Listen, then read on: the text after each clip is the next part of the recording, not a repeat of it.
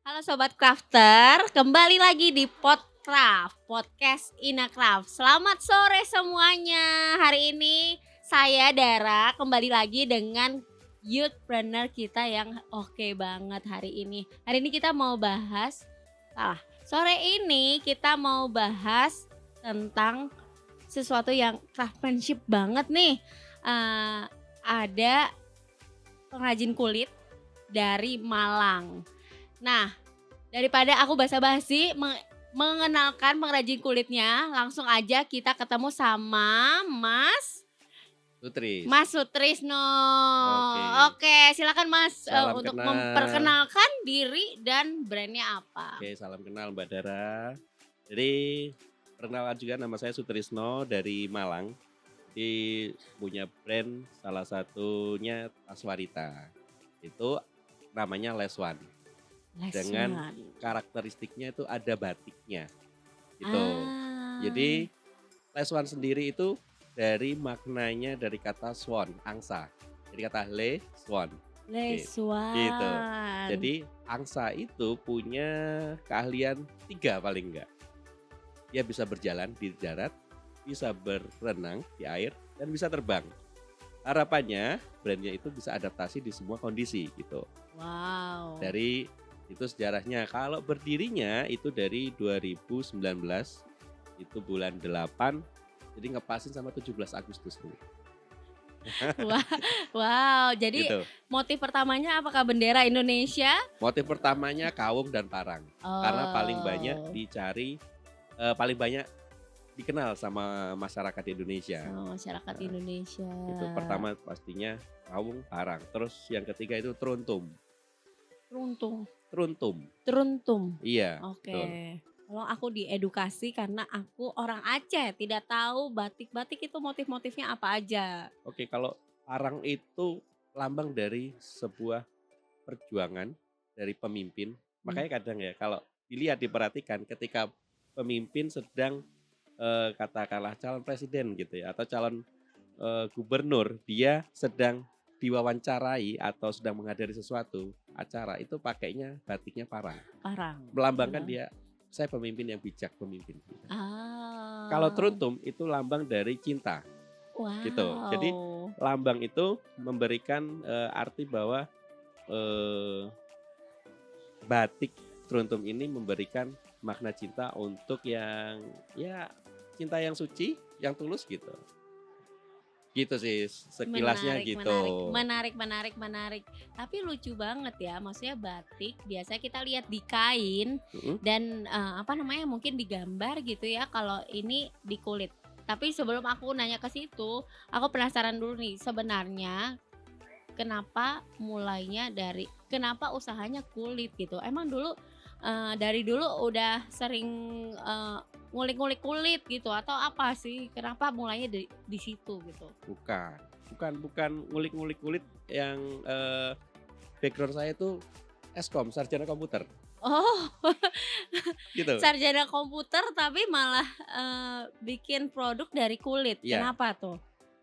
Jadi itu kayak ibaratnya ada pepatah, kita berteman dengan orang penjual minyak wangi akan ketularan wanginya. Oke. Jadi saya berteman dengan orang yang berjualan tas kulit. Terus bukan tas kulit dia, sepatu kulit. Ada juga di Inacraft ini. Wah, gitu. Oke. Terus dia ngajak untuk ayo bikin bareng yuk gitu.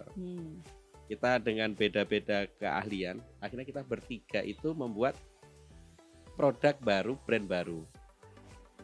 Jadi ada bertiga, saya punya keahlian di bidang IT, terus teman saya satunya itu punya keahlian di bidang fotografi dan juga kreatif lah, pokoknya dunia kreatif. Dan rekan saya satunya lagi itu dia sudah berpengalaman di bidang kulitnya dan juga manajemennya.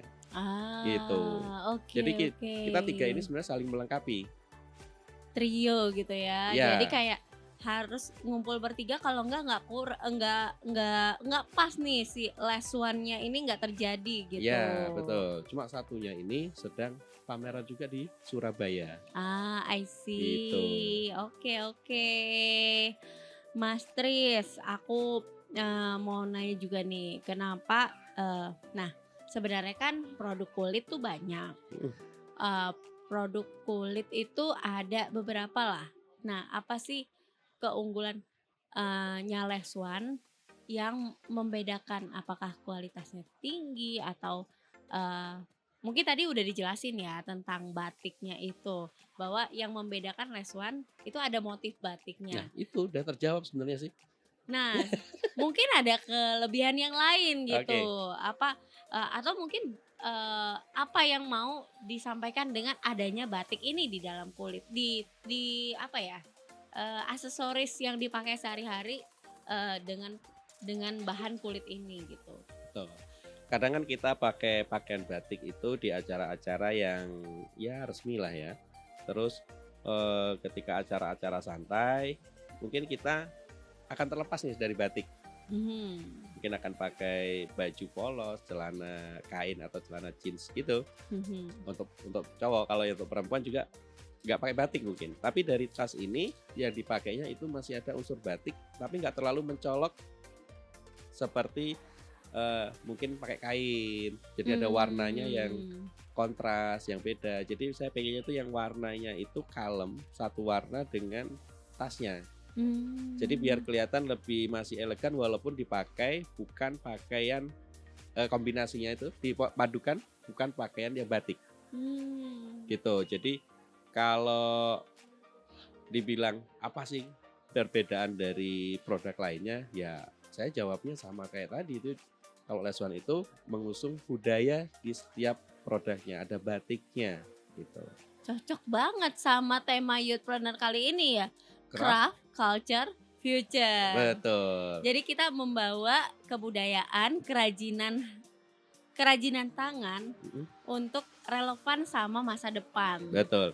Jadi craftnya, culture, future itu ada di harapannya itu ada di semua produk ini gitu. Jadi kalau future-nya saya ngarepin limbah-limbahnya dari sisa pembuatan tas itu saya buat untuk backcam, untuk gantungan kunci yang lucu-lucu. Itu jadi nilai tambah dan juga kita nggak buang sampah sisa itu secara berlebihan. Ya. Karena dari sisa produksi itu masih bisa menghasilkan nilai ekonomi untuk masyarakat. Jadi masyarakat sekitar yang punya keahlian menjahit, tapi dia tidak punya keahlian menjahit tas ya. Karena beda, menjahit produk kulit dengan kain itu beda sekali. Kalau kain mungkin salah jahit, diangkat masih bisa dipakai. Oke. Kalau kulit sekali bolong dijahit, itu udah nggak bisa ditutupin sama apapun. Jadi udah cacat. Gak boleh salah dong. Iya, dia kalau istilahnya di komputer itu nggak ada undo, Nggak ada undunya Ctrl Z gitu. itu nggak Nggak ada, ada kayak gitu. Ctrl Z-nya. Gitu. Jadi maju ya maju terus, nggak boleh lihat ke belakang gitu. Wah, gimana tuh prosesnya? Jadi penasaran. Kalau di workshop itu kayak gimana mempersiapkan? Ini aku lihat jahitannya bagus banget, rapi semuanya. Dan apa ya? Ada sisi perfeksionis nih di motif-motif batiknya.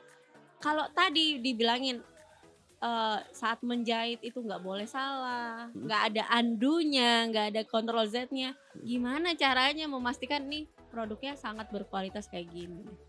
Yaitu saya bilang tadi untuk penjahit tas kulit dengan kain itu mungkin itu ada tas kulit sama kain tuh beda banget.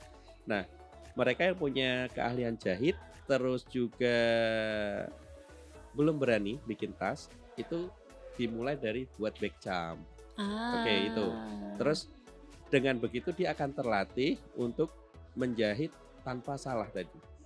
Karena menjahit tanpa salah itu butuh keahlian bertahun-tahun. Oke. Salah satu pengrajin saya itu usianya sudah ada hampir 70 tahunan ada. Dan dia sudah mulai menjahit sejak lulus SMA.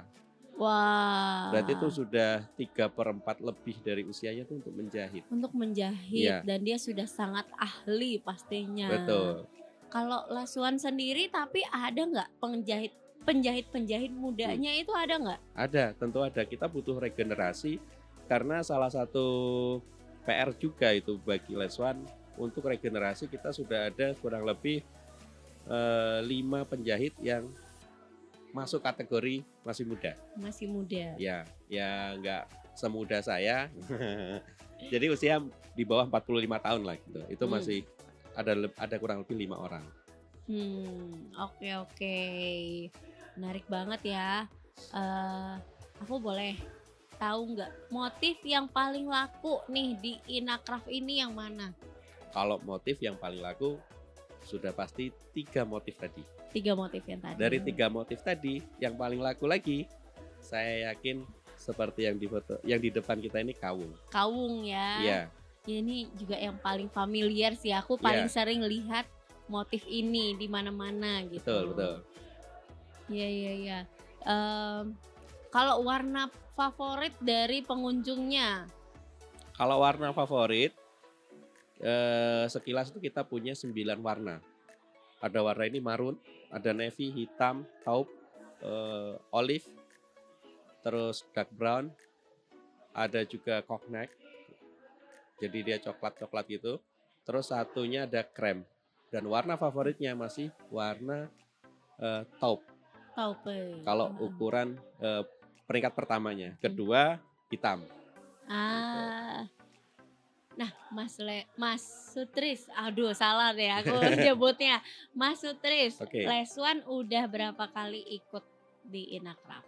Ikut Inacraft itu pertama kali sejak Inacraft dibuka setelah COVID. Yang pertama kalinya nggak ikut sih, ya. Jadi mulai dari Oktober 2022. Oktober 2022. Berarti 3 tahun ya? 3 tahun, 7 kali. Ya, berarti benar. Ya, 7 kali. Berarti 7 kali ini ke-7. Ini kali ke-7. Ya. Oke, nah biasanya di mana posisinya? Biasanya kalau sesuai zoning itu saya pasti di main lobby atau di sini assembly. Jadi di assembly itu waktu ada zoning yang lagi ketat banget, diwajibkan semuanya di assembly.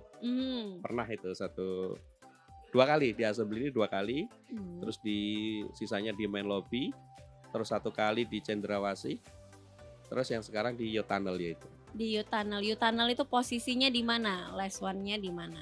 Jadi untuk Youth Tunnel ini posisinya secara keseluruhan dulu ini di antara penghubung Hall A dan Hall B. Ada tulisannya di atas Youth Tunnel dengan background warna hitam. Wow, special booth ya. Ya, kalau nomornya itu nomor 49. Nomor 49. Betul. Oke, teman-teman jangan lupa ya datang ke Leswan Leather nyari nih. Terutama yang cewek-cewek ini tasnya gemes-gemes banget sih. Nah, gimana Mas setelah tadi kan udah nyobain beberapa lokasi ya di Inacraft, gimana nih di Youth Tunnel? Untuk hari keempat ini ya, itu ya luar biasa banget. Sama dengan seperti waktu di main lobby, karena main lobby juga pernah, saya buka 2 stand itu pernah. Wow. Itu di Oktober juga. Di Oktober juga? Iya, itu ya kurang lebih masih sama, imbang. Tapi kalau trafficnya di Youth Tunnel ini luar biasa. Trafficnya lebih lagi, berarti banyak customer baru, banyak teman-teman baru dari yang datang lewat di. Betul. Kalau saya lihat itu malah lebih muda dan orang-orangnya bukan yang kemarin malah. Gitu. Jadi orang-orang yang kemarin yang biasa datang mungkin bingung nyarinya, tetap nyari di main lobby cuma nggak ketemu, atau memang nggak datang, saya kurang tahu. Tapi ini menarik karena biasanya Inacraft itu identik dengan event mamah-mamah gitu, eventnya mamahku, maksudnya usia kita atasnya lagi, generasi atasnya lagi. Tapi justru di Inacraft yang kali ini malah lebih banyak millennials dan Gen Z yang datang ya, Mas ya? Ya, mungkin itu salah satu dari upaya dari panitia juga, sudah mengupayakan gimana sih untuk regenerasi pengunjung mungkin. Jadi dari situ banyak yang datang, pengaruh dari influencer juga mungkin. Jadi pengikutnya itu penasaran apa sih sebenarnya. Karena dari beberapa saya pernah ketemu atau ngobrol itu katanya orang Jakarta aja, Inacraft itu apa ya? Tentang apa ya? Itu sebenarnya kan ya event sebesar ini dan setiap tahun 2 kali itu kok sampai nggak tahu gitu. Iya iya Berarti iya. mereka scroll sosial media belum ketemu konten itu. Oke. Mungkin banner-banner di pinggir jalan atau ada billboard mereka nggak keluar, tapi mereka lebih banyak scrolling di HP Di HP, dan iya. ngikutin ini si KOL yang mereka senengin itu nggak ada info kok tentang Inacraft, jadinya nggak tahu gitu. I see. Kalau Mas Sutri sendiri untuk Les One ngasih tahu audiensnya yang ada di Jakarta dan sekitarnya atau mungkin di daerah lain bahwa akan ada di Inacraft, itu gimana caranya, Mas? Yang pertama pastinya kita buat konten juga di Mhm. Instagram, baik foto, carousel ataupun video, reels, di TikTok juga. Terus kita juga punya database dari pembeli yang melakukan pembelian melalui WhatsApp atau Instagram. Kita bisa blast WhatsApp kepada mereka bahwa kita mau mengadakan pameran tanggal sekian-sekian di JCC gitu. Tapi Les One ini biasanya dijual offline atau online di Malang itu? Offline, online. Jadi kalau offline-nya itu karena Malang kan dikenal juga sebagai kota wisata ya dan kota pendidikan. Mhm. Kota wisatanya di sana ada yang terkenal pastinya sebelah timurnya ada Gunung Bromo, Mhm. sebelah baratnya ada Kota Batu, dan Oh, iya. sebelah selatannya ada pantai. Ah. Itu pantainya bagus, gunungnya bagus, dan juga ada satu ikon lagi di Kota Malang namanya Kayu Tangan. Itu Malioboro-nya Malang. Kayu tangan. Betul. Jadi Ah. Kayu Tangan itu dibuat mirip dengan Malioboro, setiap hari rame di sana dan apalagi weekend. Hmm. Itu akhirnya orang-orang yang kena konten nih. Pernah kena ngelihat kontennya Les One misalnya banyak dari luar pulau, Sulawesi, dari Kalimantan atau Sumatera, mereka menyempatkan mampir. Itu offline-nya Mhm. gitu. Kalau sebelum buat konten, itu tetangga saya sebelah kanan kiri aja nggak tahu.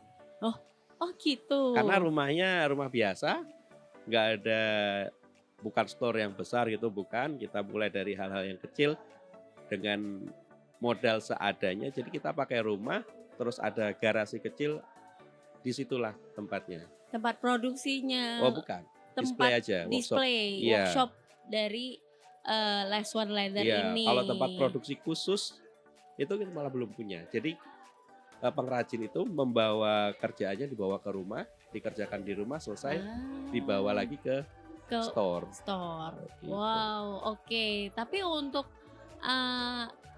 aku lihat nih Les One Leather ini followernya udah banyak banget. Oke.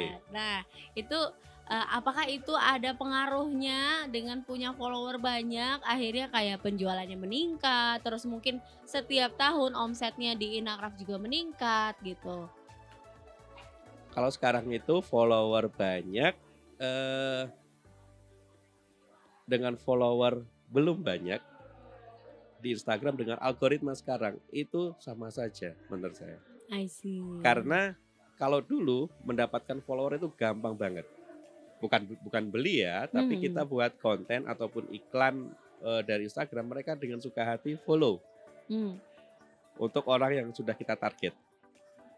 Terus sekarang itu tahun lalu itu konten. Jadi waktu itu masih sekitar 80 ribuan. Terus ada konten yang FYP itu langsung bisa naik dalam waktu 6 bulan itu jadi 140 sekian. Wow.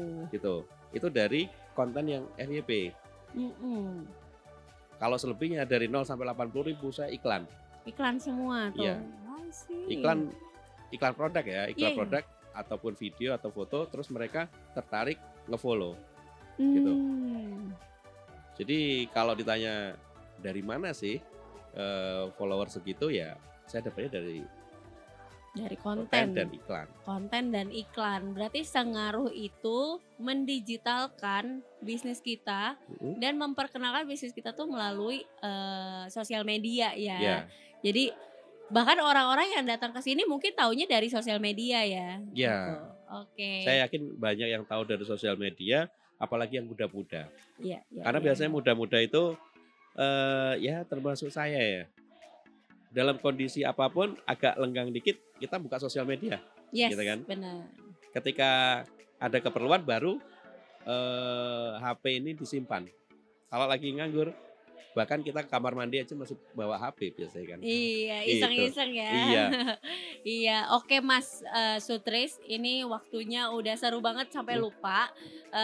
Mungkin ini last question dari aku. Mas, apa sih harapannya ke depannya Inacraft kayak gimana?